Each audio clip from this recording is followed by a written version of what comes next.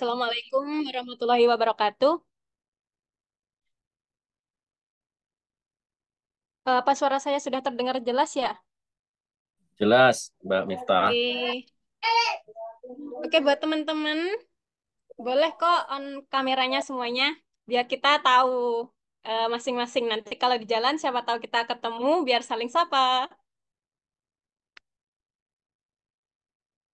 Oke, izin saya buka sekarang. Assalamualaikum warahmatullahi wabarakatuh. Salam sejahtera bagi kita semua. Izinkan saya memperkenalkan diri. Saya sebagai moderator pada malam hari ini atau ngaji pasan episode 1. Saya Miftahul Hasanah. Eh, Sebelum memulai sesi diskusi, izinkan saya menyapa teman-teman lagi ya. Boleh di-on-kan kameranya? Oke, diskusi ini santai aja ya teman-teman. Boleh on kameranya. Oke, sudah. Semoga kita semua selalu diberi kesehatan dan kebahagiaan. Baiklah, terima kasih atas kesempatan dan waktu yang telah diberikan kepada saya. Nah, malam hari ini ngaji pasan kita berjudul Penyucian Jiwa, Perspektif Torekot Syatariah Indonesia. Menarik sekali ya untuk kita bahas di bulan Ramadan ini. Pas sekali nih, sepertinya kan di bulan Ramadan banyak dimanfaatkan sama kita ya, umat Muslim untuk fokus beribadah dan sebagainya. Nah, malam ini pemateri kita yaitu Bapak Hasib Rosyadi MPD. Selamat malam, Pak. Malam, Oke. Mbak. Ya, terima kasih. Terima kasih untuk waktu yang telah disediakan dan memberikan materi kepada kita semua pada malam hari ini. Izinkan saya membacakan profil dari Bapak Hasib Rosyadi. Oke, Bapak Hazib Rosadi, beliau lahir di Kediri 20 Desember 1976 dan sampai saat ini beliau menetap di Kediri. Beliau menyelesaikan pendidikan SD di SDN Pehkulon, kemudian meneruskan ke KMI PM Gontor Darussalam Ponorogo dan melanjutkan MTS di MTS Ar-Rahmah Purwotengah Papar. Kemudian SLTA di MAN Yogyakarta 1 dengan program khusus ilmu-ilmu agama. Selanjutnya, beliau melanjutkan pendidikannya di MHM Lirboyo sampai tahun 2002 dan beliau melanjutkan S1 di IAIT Kediri dan S2 di IAIN Kediri. Untuk aktivitas saat ini, beliau adalah seorang pengajar di Madrasah Diniyah Sore di yayasan yang beliau pimpin, sekaligus menjadi guru pendidikan agama Islam di SDN Pehkulon dari tahun 2011 hingga sekarang, aktif dalam digitalisasi manuskrip Satariah di wilayah Mataram. Baiklah, eh, Bapak Hasib Rosyadi, sepertinya saya juga agak nervous. Semoga lancar sampai Amin, akhir. amin, amin. Eh, Oh, ya. Sudah.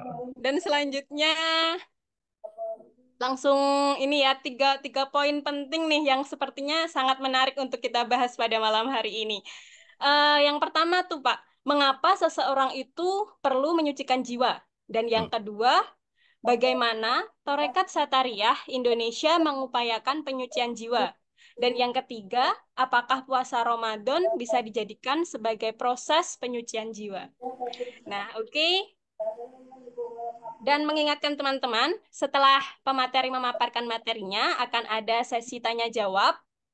Nah, jadi teman-teman bisa untuk mempersiapkan pertanyaannya. Materi akan disampaikan selama 20 menit. Baiklah, Bapak Hasib Rosyadi, dipersilahkan. Terima kasih, Mbak Miftah. Assalamualaikum warahmatullahi wabarakatuh. Suaranya jelas, nggih. Salam sejahtera bagi kita semuanya. Yang terhormat Bapak Sunarno, yang berbahagia semua teman-teman yang bergabung di Zoom malam hari ini. Biasanya luar biasa ngaji pasan ini. Berarti kan selama puasa kita ngaji. Ini tradisional tapi sangat populer. Nah, izinkan malam ini saya dari Tarekat Satariyah Indonesia itu. Jadi tarekat itu kan salah satu ordo dalam agama Islam untuk upaya mendekatkan diri kepada Tuhan. Nah, pertanyaan pembahasan pertama, kenapa sih? Apakah pentingnya? Apakah kita harus mensucikan jiwa? Nah, dalam pemahaman jiwa itu menurut pemahaman di dalam tarekat atau secara umum saja, terutama di dalam tarekat Satariyah, jiwa ini kan bagian dari pribadi manusia. Kalau kita bahasakan nafsu, nafsu itu bisa nafas, berarti hidup, bisa pribadi. Jadi manusia itu pribadi, itu nafsu itu pribadi, person. Nah, dalam tradisi kita, pemahaman kita bahwa Tuhan menciptakan manusia ini sebenarnya adalah bagian dari prototipenya, bagian dari wakil Tuhan di muka bumi. Nah, yang sempurna itu ada Nabi Muhammad dengan segala sifat-sifat sempurnanya. Nah, umatnya, kalau agama Islam kan umatnya ke Nabi Muhammad, itu semua sifat-sifat mulia yang cerminan dari sifat-sifat Tuhan. Bumi ini harus ada yang memperdayakan, maka Tuhan memkhalifah atau wakil manusia itu. Nah, itu konsepnya. Nah, kenapa kita harus mensucikan? Iya, karena ketika kita lahir di dunia, manusia lupa dengan tugas-tugas pensucian ini. Tugas balik pada dia sebenarnya cara dia harus kembali kepada yang kekal. Manusia punya nafsu-nafsu yang menutupi dirinya. Nafsu itu kehendak-kehendak. Nafsu asli akhirnya tertutup oleh syahwat atau kehendak-kehendak yang harus dicapai, keinginan-keinginan sesak, bertahan hidup, keinginan syahwat, dan lain sebagainya yang membuat dia lupa dengan tujuan asli awalnya, yaitu tujuan menjadi makhluk mulia ini. Maka pensucian di dalam hal ini adalah proses bagaimana seorang manusia yang ada ini menjadi suci dengan nilai-nilai awal tadi yang dicipta oleh Tuhan dengan tujuan mulia. Tentu kita memahaminya karena berdasarkan wahyu. Kita ini berasal pemahaman-pemahaman kita karena firman Tuhan, karena wahyu Tuhan bahwa manusia diciptakan untuk beribadah. Manusia diciptakan harus bertakwa dengan norma nilai seperti itu. Nah, itu pemahaman kita. Nah, di dalam tarekat salah ini apa tadi Mbak yang kedua, bagaimana di dalam tarekat satirah ini menguatkan tentang nilai-nilai puasa. Nah, puasa ini salah satu dari upaya pensucian jiwa. Puasa salah satu dari upaya pensucian jiwa. Karena puasa mengandung beberapa hal, diantaranya menahan. Prinsip dasar puasa ini kan mandiri, menahan diri. Yang paling awal, awal dasar dari berhubungan istri, dari hasrat-hasrat itu saja ditahan, bukan dihilangkan tapi ditahan dalam tempo sekian waktu yang sudah ditentukan. Menahan diri ini ya di dalam agama kita, nafsu ini menjadi sedikit luruh. Norma yang telah diajarkan sesuai norma menjadi kebaikan yang universal tadi, yang harus baik dilatih dengan puasa itu. kepatuhan ini diciptakan atau diupayakan melalui puasa, salah satunya menahan diri. Tentu ada tingkatan-tingkatan di dalam. Pertama, menahan diri dari itu dulu. Nah, sekarang di dalam tarekat Satariyah sendiri, bagaimana puasa kebaikan jiwa. Salah satunya bulan puasa terutama ini sangat luar biasa karena ada gium, ada satu kata-kata yang luar biasa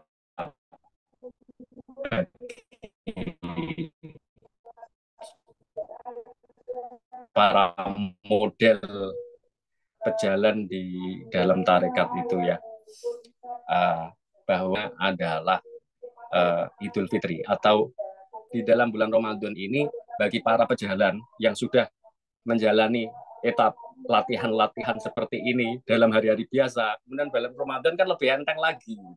Jadi dia menerima banyak hal, kemudahan-kemudahan karena situasi mendukung dan lain sebagainya. Tentu ada beberapa hal yang berbeda, bersifat spesial, dan itu anugerah yang mereka rasakan sebagai Lailatul Qadar, sesuatu yang luar biasa. Begitu. Mungkin itu dulu Mbak Miftah yang bisa saya sampaikan tentang bagaimana antara puasa dengan hubungannya dengan apa yang ada di dalam tarekat Pekaten. Oke, baik Pak, terima kasih untuk materi pada malam hari ini. Sebelumnya saya mau bertanya, apakah dalam penyucian jiwa itu ada ukuran keberhasilan ya Pak? Terima kasih Mbak. Di dalam penyucian jiwa ada indikator keberhasilannya. Betul. Penyucian jiwa ini satu yang pertama, tarekat di dalam pemahaman kita itu nafsu itu punya tingkatan. Ketika belum terlatih sama sekali, ini kita merujuknya karena berdasarkan agama Islam, tentu Al-Quran ya, bahwa nafsu yang pertama itu nafsu ammaroh atau la ammar, masuk surga dan lain sebagainya. Ini kan bagian dari bonusnya ketika orang bersih sesuai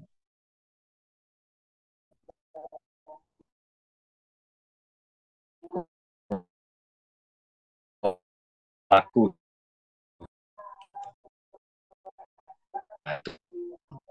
Pertanyaan Mbak dari Mas Ihsan. Siapa? Dibacakan nggih? Oke, oke. Ya, Mbak berarti Miftah. kesimpulan dari jawaban yang pertama tadi, tarekat adalah salah satu latihan untuk siap menjadi hamba yang siap untuk masuk surga gitu Ya, ya Pak ya. kandidat lah, pantas. Terutama mendapatkan ridho. Pantas, Oke, kita itu pantas. pantas masuk Tapi kan hak surga. prerogatif Tuhan itu. Iya, Iya, kita nggak pegang kuncinya ya. iya. Oke, oke, siap. Baiklah, lanjut untuk pertanyaan kedua dari eh, Ulidah Ihsanul Khotimah. Pertanyaannya, untuk pengertian tazkiyatun nafas itu sendiri secara sederhana bagaimana? Apakah tazkiyatun nafas itu sebagai metode kita untuk mencapai ma'rifat? Oh ya, tazkiyatun nafsi secara sederhana itu membersihkan diri dari hal-hal yang tercela. Begini, nafsu itu punya sifat dasar untuk menang sendiri. Egois. Nafsu itu dicipta memang egois. Egosentrisnya kuat. Karena aku itu, awal penciptaan kan aku, nafsu itu langsung ngaku dirinya, ya aku harus nurut karepe dhewe gitu. Nah, realitanya kita ini sebenarnya fana. Kita ini kan sementara. Ketika kita karepe dhewe seperti ini ternyata nggak bisa. Kita harus hidup sosial dan lain sebagainya. Jadi tazkiyatun nafsi saya kembalikan adalah pola latihan menselaraskan diri terhadap dengan nilai-nilai kebaikan. Jadi bukan memangkas ya, melatih diri untuk tidak mengikuti nafsu yang tidak jelas, tidak sesuai dengan nilai-nilai tadi. Bisa nilai sosial, nilai kan macam-macam. Karena kita hidup ada punya norma-norma yang harus kita ikuti. Nilai-nilai terutama nilai-nilai kita yang kita yakini. Jadi itu tazkiyatun nafsi. Kemudian coba saya baca biar lebih ini ya. Apakah tazkiyatun nafsi itu sebagai metode? Betul. Tazkiyatun nafsi ini salah metodenya. Memang pertama kali di dalam konsep tasawuf, tarekat ini laku untuk menjalani tasawuf. Nah, tasawuf ini adalah salah satu di dalam agama Islam untuk mengenal Tuhan, itu tasawuf. Nah, makrifat ini maknanya mengenal Tuhan. Oke. Jadi, tazkiyatun nafsi adalah metode untuk mencapai makrifat, betul. Karena ibaratnya manusia ini kan cermin kaca. Karena manusia dilahirkan adalah bayangan Tuhan, katanya. Bayangan Tuhan itu sebenarnya bukan bagaimana ya. Untuk mengenal Tuhan, kita harus membersihkan diri. Hati ini seperti kaca itu. Nah, kaca ini, Tuhan itu cahaya, dia langsung menerpa hati kita. Ketika hati kita nggak bersih, cahaya yang diterima nggak jelas, buram. Nah, pembersihannya diri kaca ini adalah nama tazkiyatun nafsi. Untuk siap bersih baru menerima makrifat, menerima makrifat. Jadi itu jawaban saya. Tazkiyatun nafsi salah satu cara. Apakah ada cara lain? Saya belum bisa memastikan apakah itu bisa nanti disebut makrifat, karena makrifat itu mengenal. Mengenal itu kalau Tuhan kan dengan rasa ya. Jadi harus dari hati itu. Kalau pengetahuan bisa lah filsafat dan lain sebagainya, tapi saya nggak akan membahas. Kita akan bukan bahasan kita di sini. Oke, itu jawaban saya untuk Mbak UI. Siapa UI ini? Mbak Ulbidah Ihsanul ya, Ulidah ya. Mbak Ihsanul Khotimah. Kemudian Mas Ya, pertanyaan ini ya. dari Mas Diki. Dalam Assalamualaikum. Al-Quran, saya pernah baca sholat itu bisa menghalangi perilaku keji dan mungkar, tapi kenyataannya belum tentu, Pak. Ya, ya, Mungkin ya. betul. Nah, sholat itu kan punya tujuan. Ketika tujuannya kita belum tahu, ya untuk eh, menjadi tanha anil fahsya wal mungkar, mencegah dari perbuatan ini kan belum tercapai. Karena tanha anil fahsya wal mungkar itu buah ketika orang sholat sesuai dengan tujuan itu. Tujuan sholat itu apa? Mengenal Tuhan. Sholat itu kan dialog dengan Tuhan. Ketika kita sholat, kita mengenalkan diri kepada Tuhan. Proses pengenalan itu menimbulkan rasa-rasa hormat, rasa-rasa sungkan, rasa-rasa kita karena sudah kenal, ya, orang sudah kenal itu akhirnya mau berbuat salah, malu. Ada rasa itu karena kenal. Jangan sudah kenal Pak Narno gitu. Mau bolos kuliah misalnya, kan nggak enak juga. Sudah kenal akrab, pasti matur. Pak, kemarin mohon maaf saya. Begitu. Pasti ada upaya-upaya untuk proses, karena mengenal itu akan menimbulkan rasa hormat, rasa takzim, rasa sayang. Nanti baru setelah itu cinta. Itu tapi mengenal dulu kan, makrifat itu. Nah, sholat itu juga begitu, Mas Diki. Jadi memang kalau kita merasa itu beban, wah, sholat biar nggak dosa deh, lakukan. Ini akan menimbulkan beban-beban yang kita juga nggak tahu untuk bahwa ini gunanya untuk apa sih akhirnya, untuk diri kita untuk apa, biar nggak dosa. Kan bukan seperti itu sebenarnya. Sholat itu kan untuk mengenal, untuk berdialog, matur, meluruhkan ego kita ketika kita sujud. Jadi ada rasa yang ikut di situ kalau dalam tarekat itu seperti itu. Manten Mas Diki. Gini. Ada lagi ya.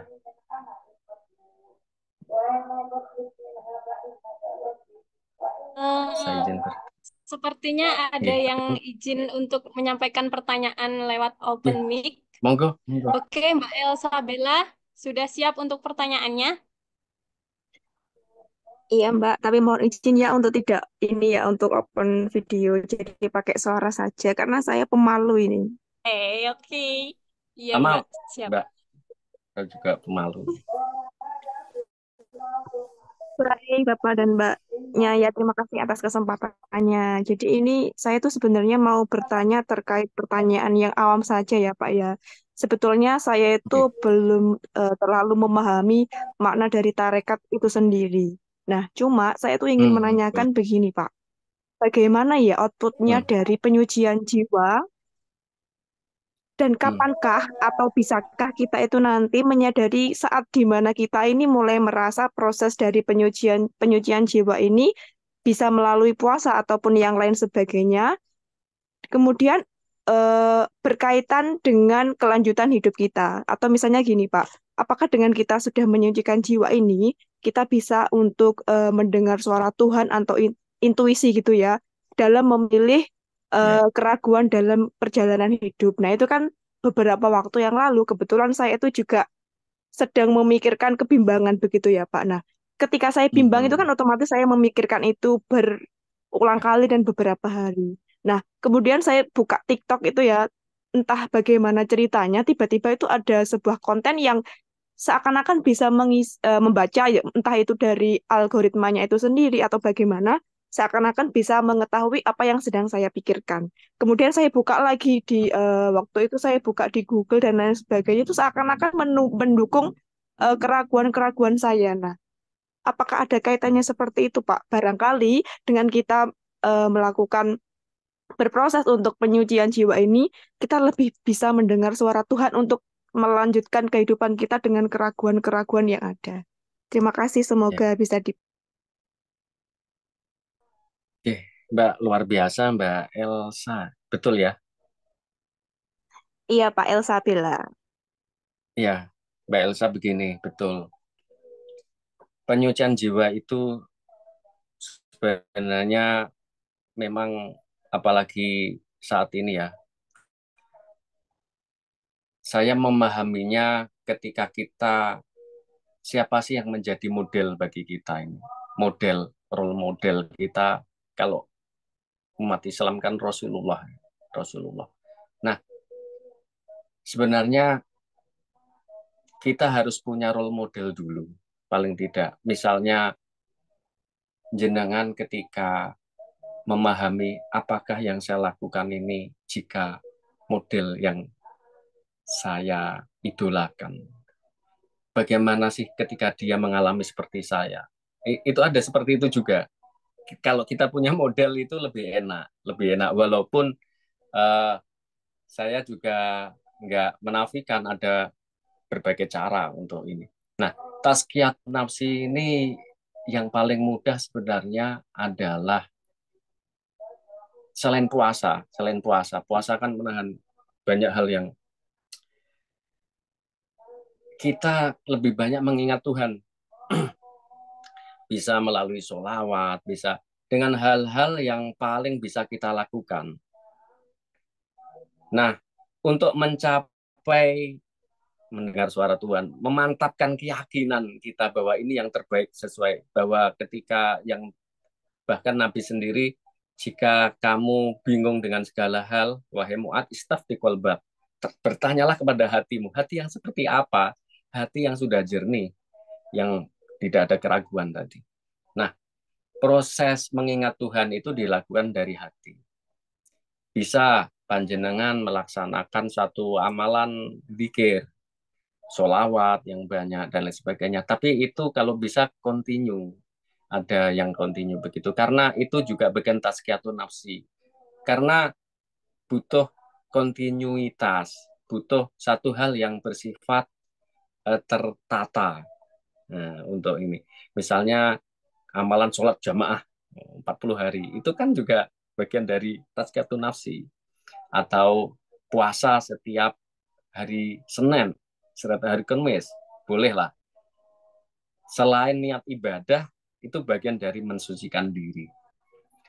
Atau apapun yang paling mudah dilakukan. Nah, nanti mana yang terbaik itu akan ada dalam hati kita. Bahwa ada satu hal yang meyakinkan kita untuk kita terus melangkah. Itu setelah proses-proses itu. Tentu jenengan membutuhkan orang yang pernah menjalani ini untuk sebagai semacam mentor atau konselor atau apalah untuk konsultasi. Karena memang perlu ada saya ada ini ya, ini benar nggak gitu. Itu memang harus begitu. Nah, tarekat itu seperti itu, ada guru yang kita segala hal ada yang menilai. Oh, kita konsultasinya memang ke situ. Begitu. Kalau tarekat memang seperti itu. Begitu Mbak Elsa, saya nggak tahu ini memuaskan apa tidak, tapi ini jawaban dari saya sebagai pelaku tarekat ya. Begitu. Oh, baik, Bapak. Terima kasih. JNJ. Oke, gimana Mbak Elsa Bella? Puas dengan jawabannya? Ya masih ini Insya ya Allah mungkin ya. sudah mudah ini ya. Soalnya mungkin ya karena ini saya kan juga masih awam ya, masih meraba-raba. Tapi nanti Iya. insya Allah sambil berjalan. Ini sambil saya catat, Pak. Nanti saya kalau bingung nanti bisa menghubungi ke Pak Narno aja kali barangkali. Iya, betul, betul. Iya. J. G. Baiklah, Ada pertanyaan lagi Mbak ada Miftah. pertanyaan lagi dari Umpat Isaj. balik kayak jadi Mbak Oh, Mbak Ulida, Khotimah, Mbak Ulida. Mbak Ulida ya. Mbak Jadi Ulida ada orang pertanyaan lagi ini. secara mental, iya, Iya, jika telah melakukan tazkiyatun nafsi secara strukturnya jelas, nanti indikatornya ada, dia pasti tenang. Oh iya, saya bisa mengatakan iya, pasti tenang karena yang membuat orang nggak tenang ini karena nafsunya, karena pikiran-pikirannya banyak bercabang, keinginannya banyak nggak tercapai, akhirnya membutuhkan banyak hal yang keras, crash di dalam angan-angannya, kecewa dan lain sebagainya. Karena hal-hal yang nggak tercapai kecewa. Nafsu kan bikin begitu, keinginan-keinginan. Nah, ini diminimalisir, mana yang urgent, mana yang menjadi kebutuhan, mana yang hanya keinginan. Memang ada pembedaan, ada klarifikasi, klasifikasi ya. Iki kebutuhanku, ini keinginanku. Seperti itu. Nah, kalau yang ini kebutuhan. Seperti itu Mbak Ulida. Terus ada lagi ya ada lagi bawahnya, dari ini Isaj. ya Mas Ap- Isat. Apa tanpa torikoh bisa menjalani Ah, takziyatun nafsi dengan benar dan apa bisa ya. sampai ke nafsu mutmainah tanpa masuk torikoh? Oke, toreko itu salah satu cara sih ya. Tanpa tarekat orang bisa, bisa. Yang penting dia punya hal-hal yang memastikan dia untuk terus melangkah dan ini sesuai real gitu. Realnya sebenarnya jelas ya Al-Quran, hadis. Tetapi karena Al-Quran, hadis ini kan bersifat kadang jauh ya, nggak bisa diajak ngomong langsung gitu loh. Tapi bisa kita akses kapan-kapan. Terus kita kadang ini sing cocok sing di. Akhirnya kita membutuhkan sosok seseorang yang bisa mewakili dari langkah-langkah itu, orang yang telah melangkah. Tapi tanpa itu minimal role model kita misalnya Nabi Muhammad, kita memahami karakter beliau. Kalau dalam tarekat ini bersolawat, dia bersolawat banyak untuk mendekatkan jiwanya dengan Nabi Muhammad. Itu tanpa guru bisa. Jadi solawat banyak, akhirnya bisa tazkiyatun nafs. Karena solawat zikir itu bagian dari zikir, salah satunya bagian dari tazkiyatun nafsi untuk memantapkan diri di dalam jalan yang harus ditempuh sebagai umat Islam ya. Kalau umat Islam kan role modelnya Nabi Muhammad itu begitu. Ya, jadi soalnya apapun yang dikerjakan bisa jadi hanyalah ritual atau memang harus, ya nggak harus, tetapi harus memahami tujuannya. Tujuan ibadah ini apa begitu. Saya sholat misalnya kan untuk apa? Hanya ritual saja. Gitu, Mas Isat. Mungkin bisa bisa memuaskan jawabannya.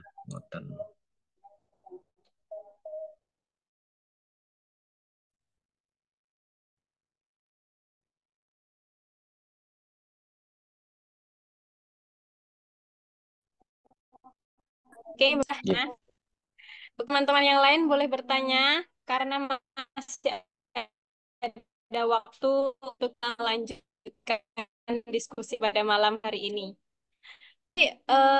Menjadi berbagai cara gitu ya Pak ya. Bisa. Puasa gitu. Begini Mbak Sholat. Miftah, kenapa Ramadan ini? Ini kan banyak temannya kita. Suasananya mendukung begitu. Jadi enak kita melakukan puasa. Nah, jadi suasana yang banyak dukungannya seperti ini kan lebih mudah kita lakukan. Dan ini setahun sekali. Kenapa apakah manusia membutuhkan puasa? Saya merasa iya. Kita membutuhkan seperti ini. Kadang kita dengan rutinitas kita makan 3 kali misalnya, kadang rutinitas ini kan kita butuh jeda. Lah puasa ini kita anggap istirahat lah dari hal-hal yang biasanya menjadi rutinitas. Ternyata enak-enak aja. Saya kira kita butuh seperti itu. Gitu. Ada apa ini? Tips, memberi tips Mbak Istiqomah ya? Ya, ada pertanyaan sangat lagi. Tips. Oke, Ya. tips untuk terus menjaga tazkiyatun nafsi karena sepengalaman saya ketika disibukkan dengan kegiatan duniawi sangat struggle untuk terus berusaha menyucikan hati. Bahkan sangat bisa dan mudah lalai. Iya. Kira-kira apakah ada tips untuk memperjuangkan keistiqomahan tersebut? Nah, bagi Mbak ya, ini kan ada hal-hal yang kadang nggak bisa ibadah secara utuh, misalnya waktu mens dan lain sebagainya karena berhalangan. Dan semuanya saja kita banyak mengamalkan sholawat itu. Bolehlah sholawat yang pendek, sholawat ala Muhammad. Dulu waktu saya masih di Pondok Lirboyo itu saya kan rasional sekali sebenarnya. Saya dulu di Gontor dengan ini ya. Ketika di pesantren salaf tradisional seperti Lirboyo itu kan berubah tata cara pendidikannya, lebih bersifat ke hati itu. Banyak amalia-amalia. Kalau bangun pagi nggak perlu dibentak-bentak gitu. Kalau di Gontor itu ketat sekali. Saya bangun harus di rotan dan sebagainya. Nah, ini membuat saya merasa kebangkitan jiwa ini dari dalam. Ini lewat pensadaran diri dengan memperbanyak sholawat. Sallallahu ala Muhammad, sallallahu ala Muhammad. Berapa kali lah, monggo diistiqomahkan 1 hari 100 kali misalnya. Kan kalau punya tasbih itu kan yang manual itu cepat itu tiap habis subuh atau tiap pagi, tiap mau tidur gitu. Dengan ini tapi bukan di mulut, di hati, dengan nafas. Jadi kita menenangkan diri, hati kita yang kita ajak berbunyi itu. Sambil kita meniatkan bahwa itu adalah bagian upaya kita menerima anugerah Tuhan. Nah, menyiapkan diri. Misalnya kita merasa bersalah, ya kita itu sebagai istighfar kita. Saya bersolawat ini untuk menghapus dosa-dosa saya. Kita merasa kesal, itu sebagai istighfar kita. Solawat, nah, itu lebih apa ya, lebih semut, lebih enak bisa dilakukan semuanya. Itu tip dari saya. Semoga bermanfaat. Gitu, Istiqomah. Semoga dapat istiqomah sesuai dengan namanya ya, Mbak. Amin, amin, amin, sami-sami. Sesuai dengan namanya Mbak Istiqomah. Oke,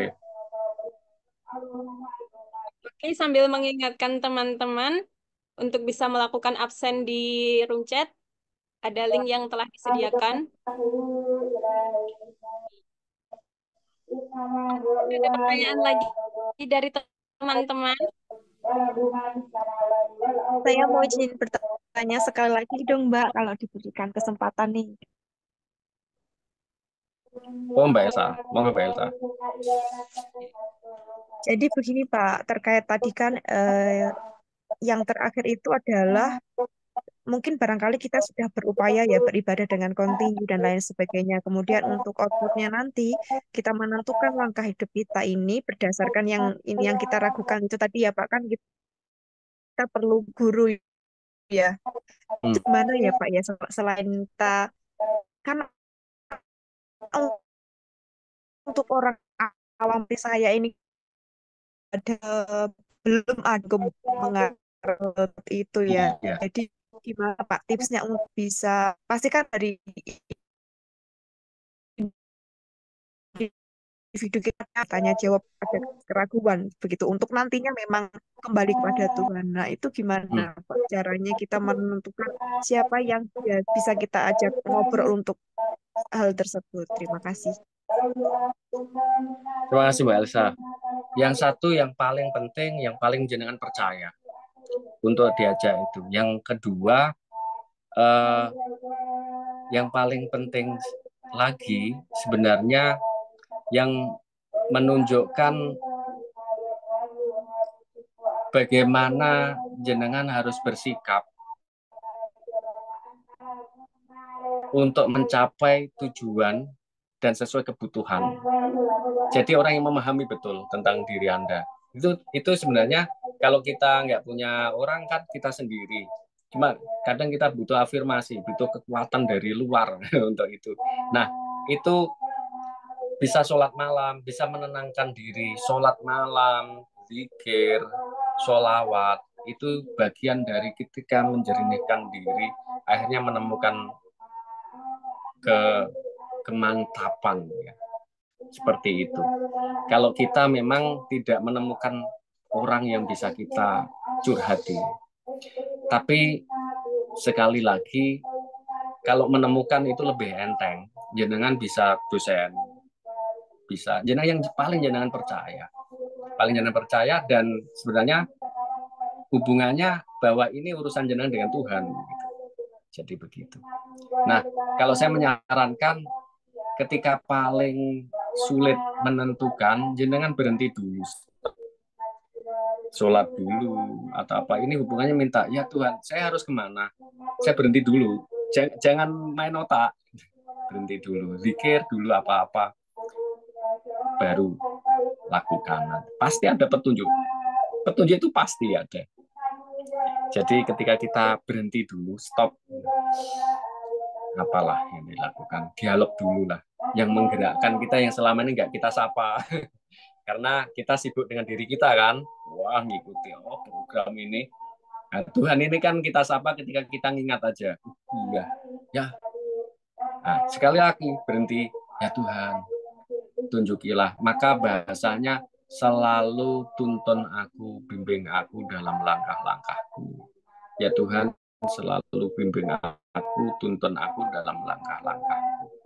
Nah, ini sebenarnya makna dari ihdinas sirotol mustaqim. Tunjukilah kami jalan yang lurus. Makna itu sebenarnya. Tapi kita baca, tapi maknanya begitu, Mbak Elsa. J, ada Baik, lagi ya kayaknya. terima kasih banyak. J, Mbak Elsa. Ya, terima kasih Dari Mbak Mas Elsa Dudi. untuk pertanyaannya. Dan tadi sepertinya ada yang raise hand dari Mas Fahmi. Ada Oh, Mas Fahmi. pertanyaan Mas Fahmi? Yes. Ya, ya monggo Mas Fahmi Mas pertanyaannya. Fahmi Mubarok. Ya, Pak Gus, Nggak ada gambarnya, Mas. saya Mana? sedang mencari Nah, cahaya. ini Mas Fahmi nih. Oh ya, Sudah bercahaya, Mas? Ya, mencari. yes. Niki Gus, tangklet. Nggih. eh, apakah puasa itu menjadi salah satu laku pembuka ataukah belajar menjadi juga sebagai dari laku utama dalam proses tazkiyatun nafs? Karena kalau tadi melihat indikatornya kan eh, ada perubahan nafsu-nafsu atau dorongan yang dialami oleh seorang yang sedang menjalani tazkiyatun nafs. Nah, kalau saya merasa Hmm. Hmm. dalam praktik puasa merasakan bahwasanya puasa ini kan semacam juga menunjukkan bahwa nafsu yang ada di diri kita itu ada ini gitu. Hmm. Mungkin nafsu atau hidup yang seperti makan, kebutuhan hasrat dan seterusnya itu. Ya. Nah, selanjutnya eh, ini yang kedua, Gus. Eh, dalam karena ini lagu yang butuh rasa, gitu, butuh merasakan. Nah, dalam tarekah satria sendiri, apakah juga ada semacam dialog antara eh, guru mursyid dengan murid yang berkaitan bagaimana gejolak jiwa yang dialami oleh eh, para pelaku sehingga Ya. dialog ini bisa menjadi apa namanya bahasanya menduduh rasa atau memberikan tanda-tanda bahwasanya oh yang kamu rasakan itu seperti ini dan seterusnya karena ini berkaitan mungkin dengan Ya. penajaman rasa yang dilakukan oleh seorang salik atau pelaku itu tadi. Yes. Ya. Sementara itu, Gus. Terima kasih. Terima kasih Mas Fahmi, pertanyaannya luar biasa. Di belakangnya ada Pak Narno masalahnya. Nggih, nggih. Ya, di sana. Begini, Mas Fahmi, kalau puasa, apakah puasa itu menjadi salah? Puasa itu salah satunya. Salah satu bagian dari tazkiyatun nafsi. Betul, puasa memang perannya tapi penting. Kenapa? Puasa itu menahan. Nah, menahan diri ini penting. Menahan diri. Sebenarnya dalam inti puasa itu ada menahan itu, menahan. Nah, menahan ini kan bisa kita gunakan dalam beberapa hal. Dalam waktu nggak puasa, menahan marah. Dalam waktu menahan ini kan penting ya. Nah, latihannya lewat puasa tadi. Latihannya lewat puasa. Jadi puasa itu menahan itu ya. Nah, penting betul. Nah, pertanyaan kedua, betul ada karena tugas seorang guru dalam tarekat itu kan mursyid. Mursyid itu kan orang yang telah mencapai jalan itu dan dia punya wewenang untuk membimbing. Jadi dia bisa menunjukkan ketika memang punya wewenang pengetahuan untuk menunjukkan oh rasa seperti apa yang kamu alami ketika seorang bertanya, seorang muridnya. Dia akan ditunjukkan, oh rasamu begini. Yang harus kamu lakukan seperti ini. Jadi kayak seperti dokter itu mendiagnosa suatu dari muridnya. Seorang guru memang seperti itu. Karena beliau expert mengalami sampai sampai paripurna akhirnya mengajar. Nah, dalam posisi tarekat memang seperti itu. Tarekat Sataria. Kemudian apa lagi ya, Mas? Kayaknya itu ya. Sudah ya. Mbak Mita ya. Mas Fahmi, kayaknya begitu ya. Bagaimana Mas Fahmi? Nah, Ya, ini ada terima kasih, Gus. sami-sami Mas Fahmi. Kita harus ngopi. Jawab ngopi. Ngopi Mas Fahmi, ngopi, ngopi. Asal jangan Eh, siang-siang ya Mas Fahmi. Oh, siang kita cover Mas Fahmi. Wah, Iya. Nah, ini masih ada satu pertanyaan. iya. Mau dijawab atau waktu sudah 20.57? Apakah tidak apa-apa? satu satu jawaban ya. Mas Aki sudah Oke. nulis Oke, terakhir bagaimana nggih pertanyaan. Bagaimana Tazkiyah. mempraktikkan tazkiyatun nafsi sebagai psikoterapi pada orang yang memiliki permasalahan atau gangguan kejiwaan? Dari Pak Dudi Fahrudin. Iya, Pak. Bagaimana mempraktekkan tazkiyatun nafsi? Mempraktekannya kepada orang yang bermasalah. Sepaham kami, wah ini urusannya sebenarnya psikoterapi, hubungannya dengan jiwa. Seorang yang memahami permasalahannya ketika sebagai mentor atau sebagai apa di sini konseling atau sebagai orang yang di mendapatkan pasien seperti itu, tentu harus memahami dulu apa masalahnya, gangguan kejiwaan tadi. Oh, ketika masalahnya memang di nafsu-nafsu, oh keinginannya begini, kontras dan lain sebagainya. Nah, fungsi tazkiyatun nafsi ada di kamu harus melaksanakan ini. Nah, fungsinya begitu. Itu salah satu contoh. Tetapi ada beberapa hal sebenarnya kayak sugestif gitu. Jadi ketika orang bermasalah gitu, sudah duduk diam bersama seorang yang salik sebagainya. Tiba-tiba dia tenang aja. Kok masalahku selesai ya?